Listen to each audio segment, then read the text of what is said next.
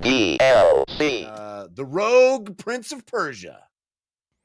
I'm sorry, this has become an F1 podcast now, Jeff. I don't know if you know what you did. Oh, man. But it has. No, yes, the Rogue Prince of Persia. We put up on Instagram a reel, on YouTube a short, whatever you call it, talking a little bit about it earlier or later last week.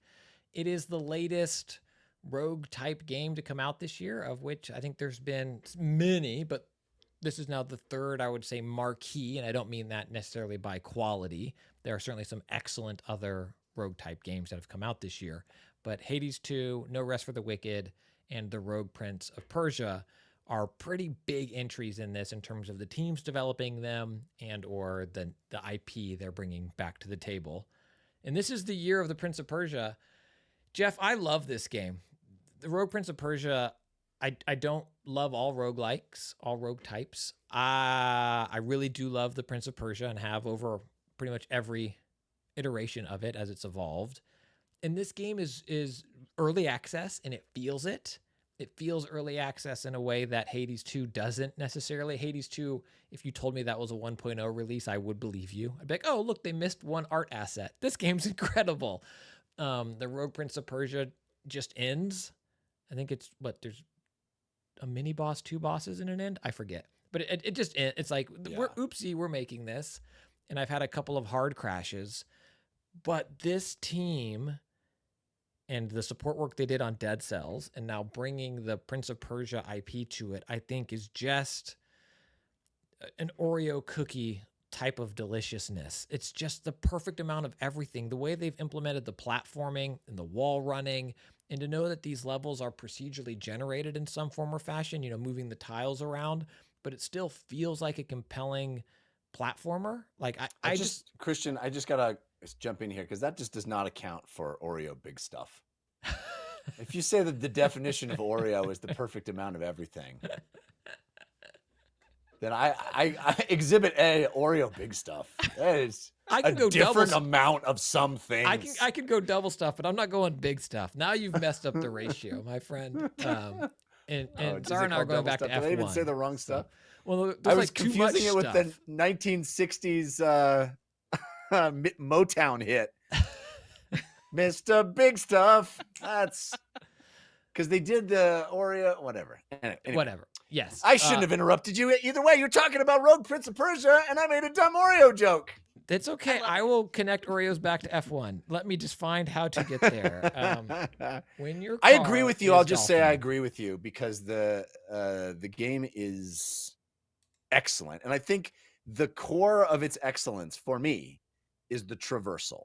Yes. That's what I was saying before you interrupted me, but go ahead. I won't interrupt you. You can continue. I'm sorry. I just did. No, go ahead. Go. I'm joking.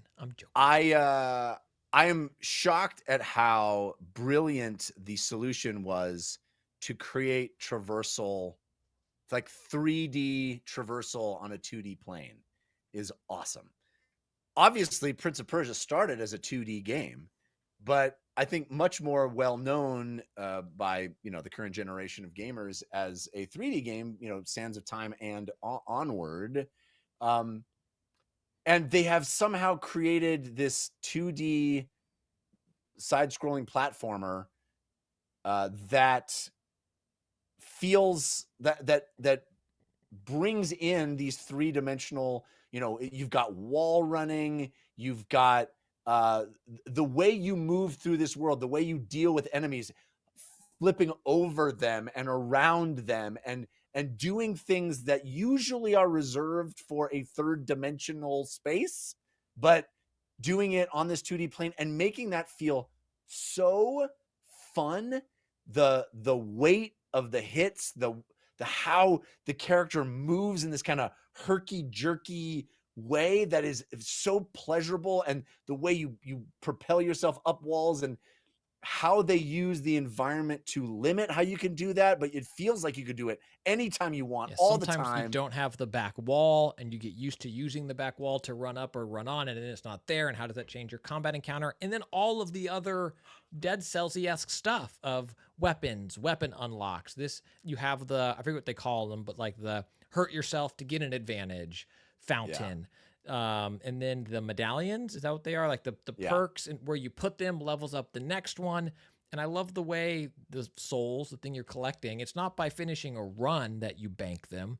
You have to find in a level, you have to find the fountain to deposit the glimmer into. So it's not like, oh, I can just sprint to the end of this level and be safe. It's like, oh, crap, I have 32 of these things. I better explore this level, and that push and pull. And then there's story. I don't, well, there's some story in the early access. Yeah. But there's hints at story a la Hades and Hades 2. It does brilliant. It does feel very, very inspired by Hades in that regard, in the narrative layer of the game. And I think in a very good way. I think that's a great thing to be inspired by. But man, it shows so much promise. I agree with you that it's hard to say, hey, buy this now, because it's less baked than Hades 2. And that's okay. And it is coming out as an early access thing, but my goodness, the promise it shows for what it will be, I think is impressive. The art style is so visually striking and unique, interesting. The soundtrack's an all-time banger. The music is beautiful. Beautiful. It's a real triumph for this team, and I think that I can't wait to see where it goes. I can't wait when they add more, sort of biomes, for lack of a better word. More tile sets, I guess, is the better way to say it. I'm excited to see where it goes, but I think the central core 5 seconds of fun repeated thing is nailed already. Like that is just so good. And I feel like I have so many options how to deal with enemies. And as you said, getting new weapons changes things up so significantly. Like your timing changes, what the weapons can do changes the way you work. And you have, a ranged weapon and a melee weapon, and how those interact with each other and how you can switch between them instantly on the fly. I did not expect there to be potentially 2 Prince of Persia games in my top 5 this year, but here we are. I was going to say, if at this point, if they release 3 more Prince of Persias this year, my top 5 is going to be Prince of Persia or 4 Prince of Persias and an Astrobot, I think is what my end of the year is going to be. And I love too how this By the way, I saw 4 Princes of Persia and an Astrobot at Coachella, and they were amazing. They were. So I'm glad they got all of the Prince of Persias back together again, because that vicious fight they got in. It was so hard. In Dead Cells, it has the thing too where there's like a door. Again, it's a 2D game, but there's a door that you enter into, and a lot of times that takes you to a challenge area. And in Dead Cells, they were often a combat challenge area. There'd be a lot of enemies, and at the end, there's a chest. In the Rogue Prince of Persia, those areas are oftentimes awesome platforming moments where you gotta, run on the wall, climb the wall, bounce over here, get on the pole. And there's times where it's like, I don't think I can I must unlock a double jump at some point, because there's no way I can pull this off. Oh, well, I'm here. I better try. Ooh, I'm close. Ooh, and you do it, and you have that, precision platforming moment. And I love the way they make those as discrete rooms that you go into, because I think it lets them build them as actual individual crafted platforming sections. So good. Yeah, but it also kind of harkens back to how that worked in like Sands of Time, because you would walk into a room and it would be like, how do you get up there? Well, figure it out, dude. And so it kind of is very reminiscent of the franchise as a whole, which is so cool. They took all the right, I think, inspirations, from other roguelikes, from other sort of Metroidvanias, and from the franchise that they're making.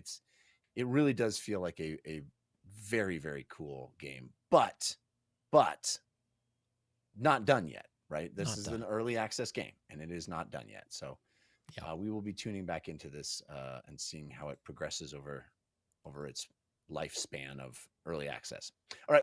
You can get the full audio version of this show by subscribing to the RSS feed, which you can find at dlcpod.com.